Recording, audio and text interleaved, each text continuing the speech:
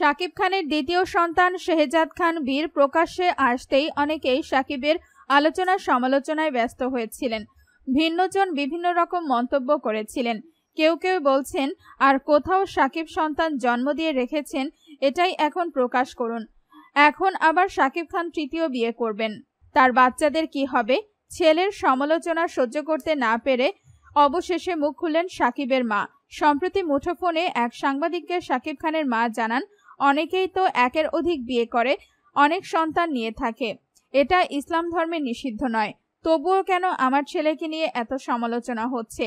মানুষের জীবনের বেশিরভাগ ডিসিশনই তো ভুল হয়, অল্প কিছু সঠিক হয়।